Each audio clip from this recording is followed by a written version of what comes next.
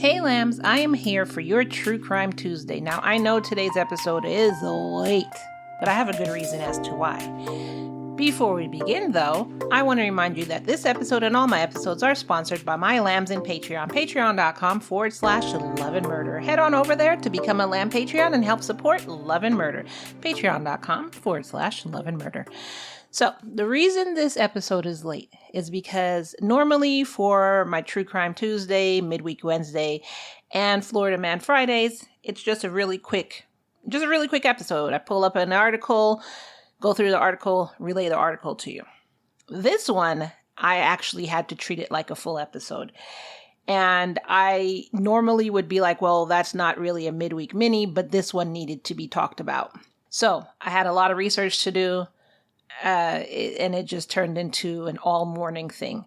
So, even though it's late, let me bring this case to you, and you're going to see why I decided this case still needed to be heard, even though the episode was late, and even though it took me a long time to go through the research. Grab your apple juice, sit down, grab a meal, and let's get into it. In the southeast Iowa city of Fairfield, which is about 100 miles outside of Des Moines, I think that's how you say it, with a population of fewer than 10,000 residents, police made a horrific discovery. On November 3rd, 2021, officers from the Fairfield Police Department found the lifeless body of a Fairfield High School teacher. She was concealed beneath a tarp and a wheelbarrow in a local park with, quote, trauma to the head. The body had been, quote, concealed under a tarp, wheelbarrow, and railroad ties. This came after the teacher's family had reported her missing just the day before. So who was this teacher? She was a Spanish teacher at the local high school. 66-year-old Nohema Graber was born in Jalapa, Veracruz, Mexico on November 10th, 1954. Nohema had a 17-year career as a flight attendant with Mexicana de Aviación before setting her sights on a new horizon, becoming one of Mexico's pioneering female passenger jet pilots. She met and married Paul Graber. They lived in Mexico City at the beginning of their marriage and moved to his home field in Fairfield, Iowa, after their sons were born in the early 1990s.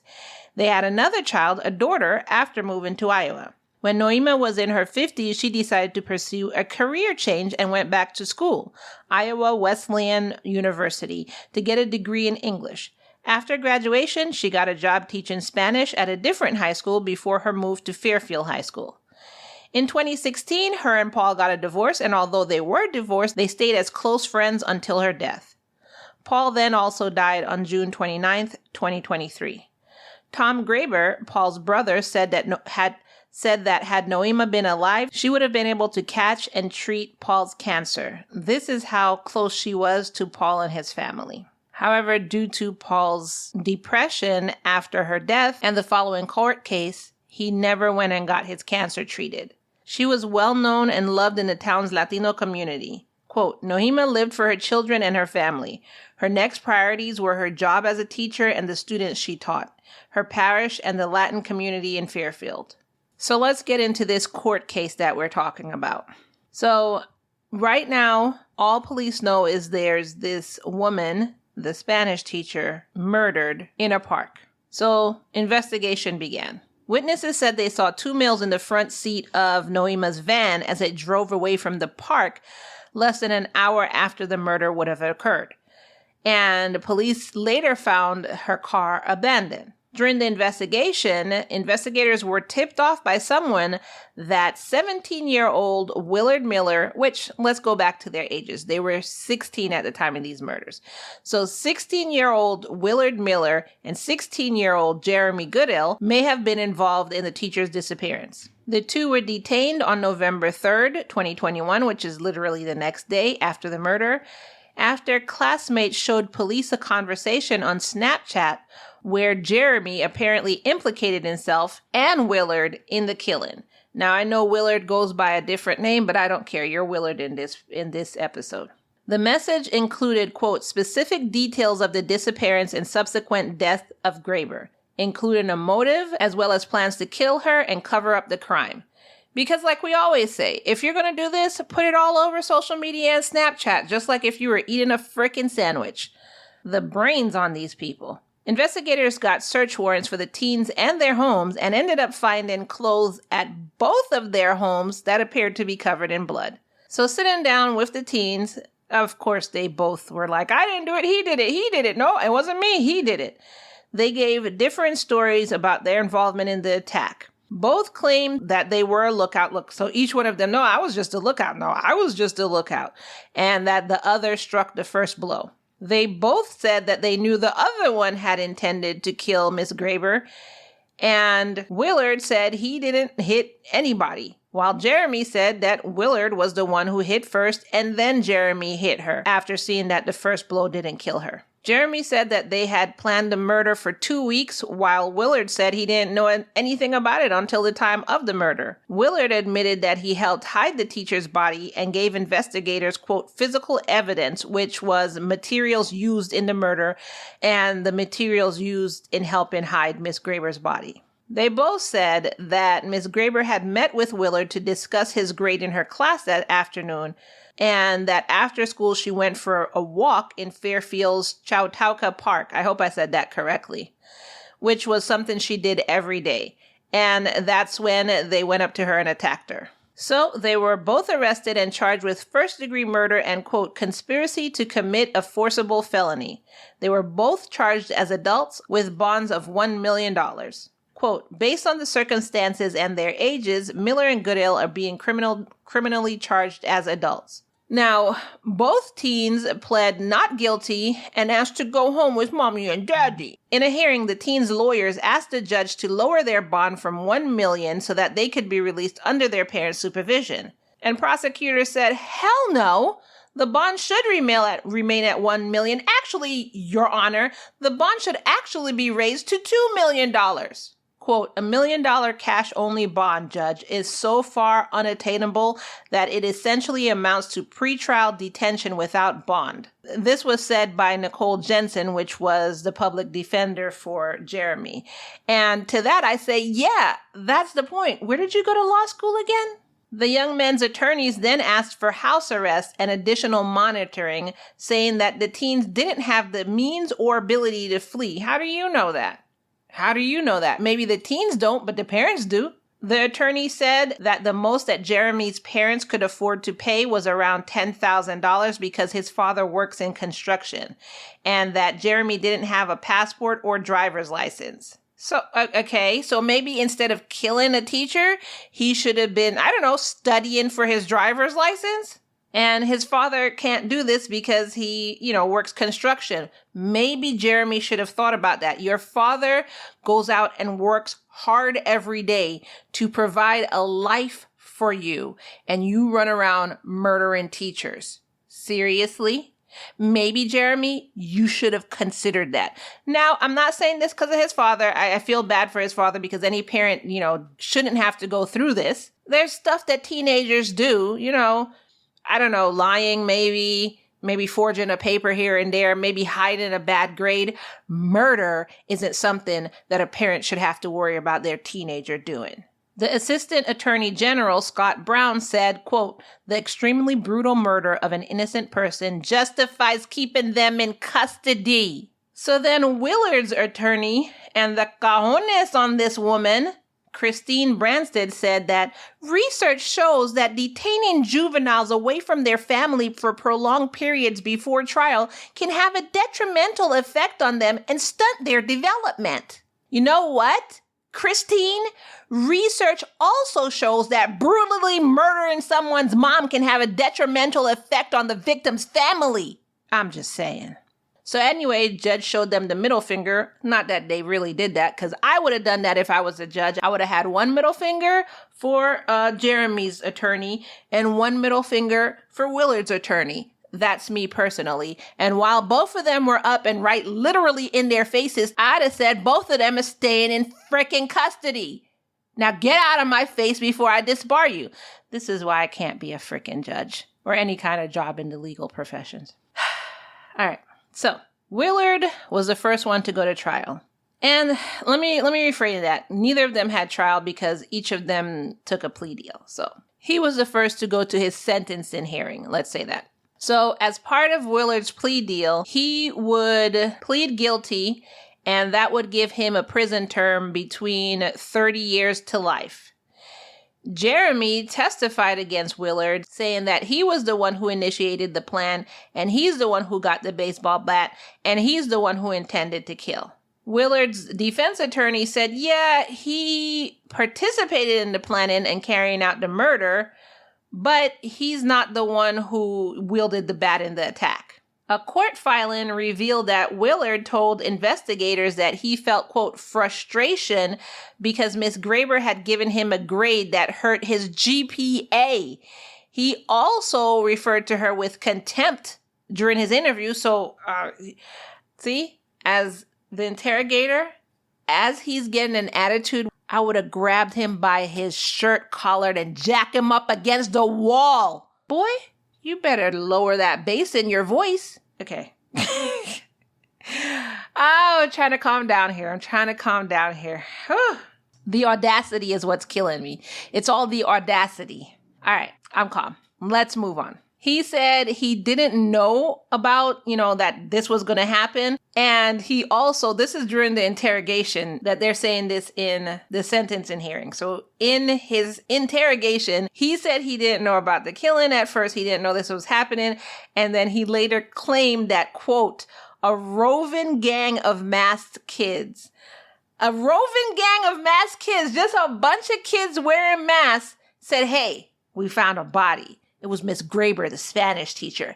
You come and help us hide this body, or you're going to get it, because we, clearly, as you can see, we're a roving gang of masked kids from the 60s, and we're going to do a dance-off if you don't help us hide this body, and then help us drive the van away from the crime scene. Yeah, because we're a roving gang of masked kids.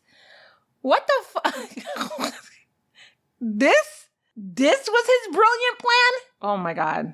And as you hopefully understand by now, I am not laughing that this woman got killed. I'm laughing because these children, I'm laughing because these young men, I'm not going to refer to them as children because that's one of the tactics that he's only 16. He didn't know. No, screw that. At 16, you know, right? Look. Back in the day, at 16, you were ready to go out and have a family. Don't tell me at 16 you don't know that murder is wrong. Bullshit. I understand nowadays you're not ready to go out and have a family at 16, but you're literally a young man at 16, a young man, a young woman, like bullshit. At 16, I had teachers who pissed me off. Did I think that I was going to kill a teacher? No. I'd just be like, man, I hate that bitch. That's it. So investigators said, oh yeah, the roving gang of masked kids. Yeah, we hear that excuse every day. Anyways, what about these Snapchat messages that said that this happened to Miss Graber because Jeremy said Miss Graber had, quote, failed the wrong student and you, Willard, were receiving an F in her class. So what about that? So during his hearing, they said that basically Willard planned to kill Miss Graber because the grade she gave him made him ineligible for an exchange trip to Spain. Quote, he wanted to go to Spain that summer to build his college resume. He couldn't get into the exchange program without a passing grade in Spanish, so he came up with the idea of killing Miss Graber because she was flunking him in Spanish, and he asked Jeremy Goodale to assist him. Now I ask you, what utter sense does that freaking make? You wanted to go to Spain. You got a flunking grade in Spanish. You wanted to build your college resume, but your Spanish teacher gave you an F, so you were going to be ineligible for this. So you decided you were going to murder her, and now that she's gone, you were going to get an A? I mean, was the principal now going to come into class and say, well, Miss Graber's no longer here, so even though the semester's literally over, we're just going to give all y'all A's? What was the plan? You wanted to build your college resume? Do you think murder would fit that resume? What was the plan? Judge Sean Showers, who presided over Willard's sentencing, said that he felt that Jeremy was a much better candidate for rehabilitation than Willard was. And he said that he wasn't comfortable setting the minimum sentence, which is what everybody was requesting. He didn't feel comfortable in setting the minimum sentence, saying that judges are in a better position to determine sentences in criminal cases. He said the young man's decision to spare the community a trial with a guilty plea did weigh heavy in his favor. However, he decided to go above the prosecutor's recommendation and said that the, quote, cold-blooded, premeditated nature of Mrs. Graber's death had a lasting impact on her family. Quote, I find that your intent and actions were sinister and evil. Those acts resulted in the intentional loss of human life in a brutal fashion. There is no excuse. There is not a systemic societal problem that justifies or explains your actions. Willard apologized to Ms. Graber's family, as well as his own family, and as well as Jeremy's family. Quote, I would like to apologize for my actions first and foremost to the family. I am sincerely sorry for the distress I have caused you and the devastation I have caused your family. I'm realizing just the magnitude of my actions, and I know it's wrong, and I knew it was wrong, and yet I still carried through. I did what I did, and I accept responsibility for that. He was found guilty of first-degree murder and sentenced in July 2021. He received life in prison with minimum sentence of 35 years, which means a possibility for parole in 35 years. Even though juveniles in Iowa are not required to serve mandatory minimum sentences. So I wonder what's going to happen there. Judge Showers said that he would have considered sentencing Willard to life without parole if the state law allowed such a sentence for a juvenile. I would have literally, I would have literally sat them in custody until you became, quote, an adult, and then I would have sentenced you. But they would have argued that the action happened when he was a juvenile. So now for Jeremy. Jeremy had a plea deal that required him to admit to the murder and testify against Willard. In exchange, his sentence would be between 25 years to life with the possibility of parole. Witness testimonies brought new details in the case to light. Now, the first day of Jeremy's sentencing hearing started on a Tuesday morning, and prosecutors had Fairfield Police Lieutenant Julia Kinsella and Iowa Department of Public Safety Division of Criminal Investigation Special Agents, wow, that is a long title, Special Agents Trent Villa and Ryan Kedley testify as witnesses. Agent Villetta told the courtroom of the friend who provided the screenshots and the messages from Snapchat, and he said that this piece of evidence here, just the Snapchat screenshots, were integral to the case. Now, I'm not going to say the person's name because some people are jerks, but you know who you are. And I'm going to tell you, Kai, to you, good on you for being brave and speaking out. Like, seriously, I'm not even joking. Good on you for being brave.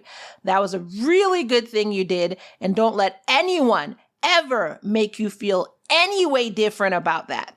That literally took balls, the cajones. It took that to stand up and speak out and do what was right. Of the screenshots, Agent Villetta said, quote, I would say that's almost an understatement about how it was integral to the case. So the screenshots were actually shown in the courtroom, and it shows that Jeremy made one post that said, quote, time to hide a body, with a jug of Clorox in the background. And in another post, he took a selfie that said, quote, POV, you're my Spanish teacher, and this is the last thing you see. Social media. Can some people not do anything in life without posting it on social media? Oh, woke up this way. No, you didn't. You woke up with the camera facing your face and a face full of makeup on. Oh, look what's for breakfast. Honestly, let me say this. I try to be more personable for my lambs because y'all are requesting it. But honestly, I'm so not a social media person that if I cook something and it looks really delicious, I'm literally 3/4 finished with it before I remember, oh shoot, I should have taken a picture of this. my first thought is not to let me take a picture and post it to social media. But these people committed a murder and went to social media. And it showed you literally, they didn't give a frick. POV, the last thing my Spanish teacher said, or you're my Spanish teacher and this is the last thing you'll see. Are you serious? Time to hide a body. Are you serious? This is fun and jokes to you? This is social media worthy to you? And I guess you figured Snapchat. I think Snapchat, it goes away within 24 hours or 12 hours. I don't know. I'm not on Snapchat. But I guess Snapchat, it goes away in a certain amount of time. So I guess you figure Snapchat. But people screenshot things. Once you put something on the internet, be prepared that it is going to be there forever because somebody either downloaded it or screenshotted it before you were even able to remove it. It doesn't matter if it was there for 3 seconds. There were also messaging explaining that Mrs. Graber was killed because Willard had received the bad grades in her Spanish class. Also, after his arrest, on a phone conversation, Jeremy, which I guess he doesn't know that phones in prison are recorded, or in jail or whatever, are recorded. And even if you're on your regular phone, that can be recorded too. Jeremy told his sister that he didn't regret the murder. Literally, he said, that's what he told his sister in a recorded phone conversation.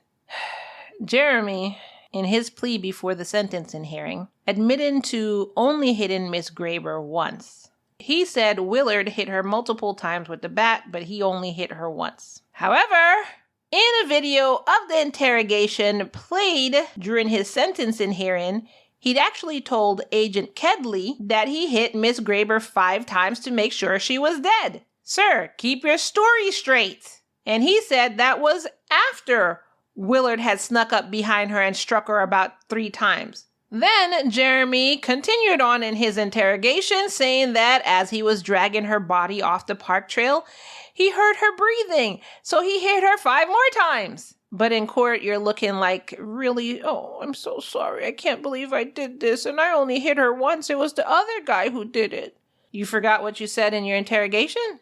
He also admitted in his interrogation that he and Willard had stalked Mrs. Graber the day before to find out her daily routine after leaving school. He saw that she went to walk at the park, and so they started making their plans. You're going to tell me that, well, you know what? Let me continue on and then I'll say. Jeremy planned to be the lookout while Willard walked up behind her and hit her with the bat. So the teens, quote, bumped into Mrs. Graber on the trail and said hi, and that's when Willard came up behind her as she was looking at Jeremy, who was wearing a mask, so she was probably like, who the hell? And hit her with a bat. Then after dragging her body off, like we said, and hiding her in a wooded area, they came back to the park at midnight to hide the body in the wheelbarrow. That's when Jeremy brought the wheelbarrow and the shovel, and Willard was already there scrubbing up the blood off the trail. So they used the wheelbarrow to move the body near some railroad tracks, and then they placed the body under a tarp and put the wheelbarrow and railroad ties over the body to look like, quote, trash to conceal their crime. They then went to Jeremy's house and got drunk. Willard then went home, and Jeremy said he passed out in his bed. Fairfield Police Lieutenant Julie Kinsella testified that Jeremy said that he agreed to help Willard because he didn't want Willard to think he was chicken. What are you, McFly, chicken? Jeremy's father, Dean Goodale, then took the stand, and also his sister, Jackie Goodale, testified as well. They testified to Jeremy's behavior and his home environment, and a psychologist also testified about the brain development in teen and how Jeremy's home environment and family life impacted his maturity level and decision making. I'm sorry, I know I'm going further down but it's all bullshit to me. Dean testified that after him and his wife got a divorce, which was Jeremy's mother, this affected Jeremy and his other siblings because they said she abandoned them and moved to Colorado with a controlling boyfriend. Okay, that happens to a lot of people. And shocker, some people's fathers or mothers abandon them at birth. I mean, do they kill their Spanish teacher? Dean also said his son was devastated by the pandemic and the lack of social interaction. Okay. So was millions of other people.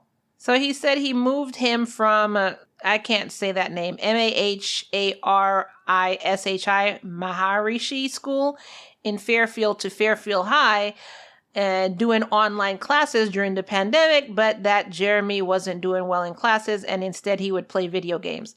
So every unattended child in the history of what? If I let my child, she wouldn't have done her online classes either, and she would have sat there playing video games. So what revelation are you giving us about this dude that makes us feel so sorry for him? I'm really still trying to... I guess here comes the revelation. And I'm not... I don't know. I don't know how I feel about this. I know the murder is not his father's fault, but making excuses for your son is. So I guess this is his revelation. His father said that Jeremy was also smoking marijuana. Okay? And that he would have emotional outbursts of crying and screaming derogatory things about himself. So a freaking teenager? And he was worried that Jeremy will kill himself. So literally what you're trying to tell me, this is what I'm getting from it. And this is me being a judge. And I know some of y'all are like, Kai, calm down. He's just a boy. I will not calm down because he took the life of a woman and I am justified in my anger. If you can't understand that, then I don't understand. Basically, what I got from that entire testimony is you're telling me your son was 16. He has hormones and he's doing what 16-year-olds do. That's all I literally got from that. Yeah, his mom and his dad divorced. That sucks. A lot of children go through that. So he was going through teenage hormones and maybe the fact that his mom and dad got divorced. And then something else that he had to have been put on him, which was the pandemic. And this is why we need to understand that he murdered somebody. You do know there are people who are going through wars. Their houses are being blown to bits right now. Their children, let's stick with this country because I was talking about other countries that are going through wars right now. Let's stick just to this country. There are children right here in the good old USA who are going through poverty. Their parents, both of them, might be alcoholics or drug addicts, and they're forced to take care of their siblings. You said he had four siblings. These people are forced to take care of their 4, 5, 6, 7 siblings all by themselves. They have to go to school, and they have to then come home and provide for their siblings because their parents are too strung out or abandoned them. And they know what that means. They know if their parents abandoned them and they went to CPS, they're going to be divided. So they decide to keep it a secret and tend to their siblings. Their childhood is ripped out. How many of those have you heard turn to murder because their teacher gave them an F? And I'm supposed to feel sorry for him? If he got an F, then maybe work harder. Maybe you could have gone to Spain next year. Or maybe you just don't go to Spain because you're fucked off in Spanish class. End of story. That's it. Consequences. You don't murder your Spanish teacher. His sister Jackie then said she became the mother figure for her brother because their mother was detached and then left. Again, okay. How many children go through the same thing or worse, actually worse?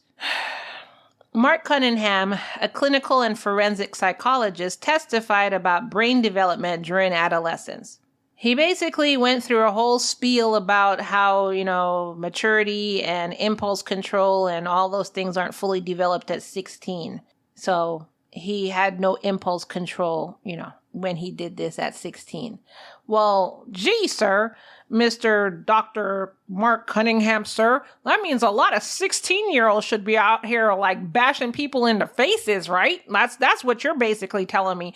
So if a 16-year-old just wants something from a store and they don't have money for it, they'll just take it because they lack impulse control. So we should just have a full nation full of 16-year-olds just doing whatever the frick they want. That's what you're trying to tell me, Mr. Dr. Mark Cunningham? He goes on to say teens are less capable to resist social and emotional impulses. And basically, as you can see, Your Honor, the way that Willard and Jeremy carried out the killing is just an example. No, it's not an example of that. The way they carried out the killing, they're just morons. They're just stupid. They didn't know. They didn't think. They didn't, and they didn't. It has nothing to do with impulse control. He said they quickly planned out how to do the killing, and then they just started improvising. So what's your excuse for grown-ass people who do the same exact thing? Do you come and say, well, their impulse control isn't fully developed at 46 years old? What about that woman who got mad? We just did another True Crime Tuesday about that woman who got mad at an older woman, she said, was talking to her boyfriend and beat her to death with her own walking stick. Was her brain not fully developed at 42? Mr. Dr. Cunningham also said that Jeremy's home life, his, quote, family dysfunction, also impacted his level of maturity, his empathy, his personal ethics, and understanding the magnitude of consequences. So everybody who has been through a divorce, and I guess this is your family dysfunction, y'all really need to start watching your kids, because the divorce impacted the maturity level. It impacted their empathy. It impacted understanding the magnitude of consequences, and it impacted personal ethics. So based on Mr. Dr. Cunningham here, you should keep your family together no matter what's going on in your life, so that you don't have family dysfunction and your children won't murder their Spanish teacher for getting an F and following along with a dude who said, I'm going to murder the Spanish teacher for giving me an F. You want to come and help? As a judge, I'd have been disbarring people left and right up in that courtroom. There's no freaking way I would have been able to. I'd have been looking at these grown people dead in the eye like, are you really trying to pass this off as an excuse? Like, because your lack of empathy, your lack of personal ethics, your lack of maturity level, and your lack of understanding the magnitude of this person is astounding me, Mr. Dr. Cunningham. It's astounding me. And obviously you're not 16, but everything that you just said about Jeremy, you have the same characteristics. Did you come from a family of dysfunction? I'm wondering, because literally everything you just listed out, you seem to have the same thing, because you are trying to say this person didn't understand that beating somebody with a baseball bat had consequences. The prosecution then said that Jeremy was the last face that Mrs. Graber saw before Willard struck her in the back of the head with the baseball bat. So Jeremy stood up and read a pre-written apology, which said, quote, I'm sorry I didn't stop this from happening in the first place. He was sentenced to life with a possibility of parole after 25 years. The pair will also be responsible for $150,000 in restitution to Graber's family. I don't know how they're going to pay that, because they don't have jobs. And like you said, his construction working father only can afford, $10,000 or something like that? And $150,000 in restitution. What's that going to do? What's that going to do? The woman's gone. And then the father died of cancer because he was so heartbroken about his ex-wife being gone. So these children, they're adults, but they're still children. You still feel the pain after your parents are gone, are now left without parents. What's $150,000 going to do? Quote, this was a cruel, heinous act by two defendants. I cannot imagine anything really worse than to be attacked in a manner that she was. For what? A grade? The defendant deserves every day he gets in prison, every single one. This was said by Attorney General Scott Brown. After Mrs. Graber's murder, many teachers in the Fairfield School District were afraid to teach because people are giving them excuses. Like their brains aren't fully developed, so they don't understand their consequences to their actions. So basically, if any kid had any behavioral issue, which could mean literally anything, the teachers didn't want to do anything, and they were calling the police more often than not. I understand. I completely agree. And that would have been my last day of teaching personally. I'd have found another profession.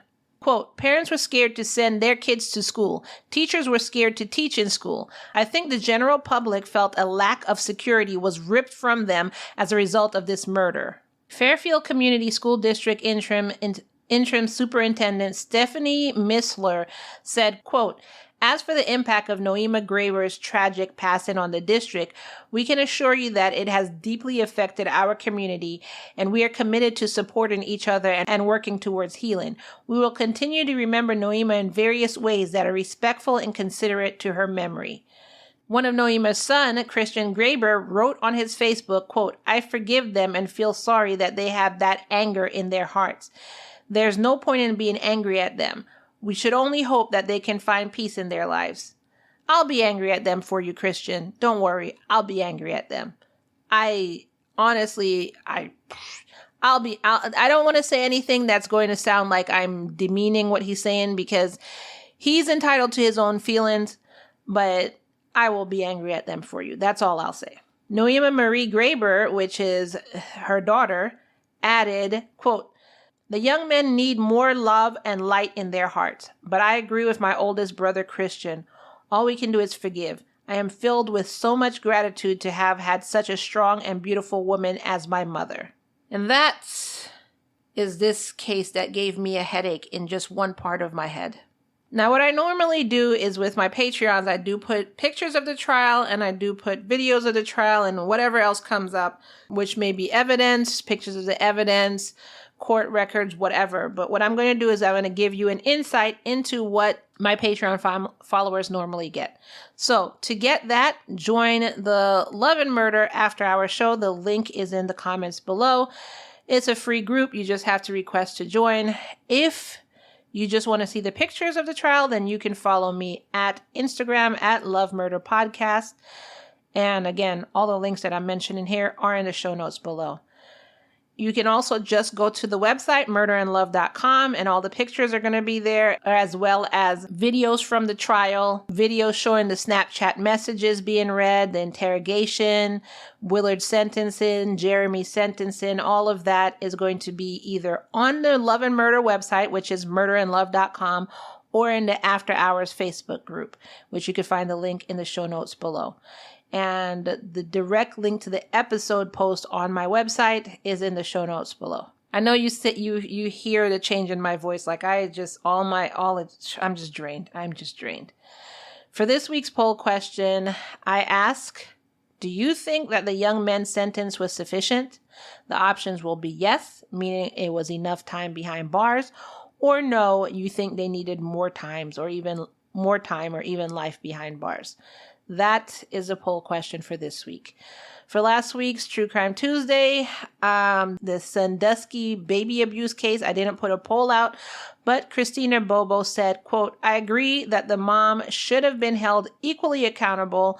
Neither of us could be cops because there'd be swift justice at my department too. Yes, Christina, as you can clearly see, I can't be a cop. I can't be a lawyer. I can't be a judge.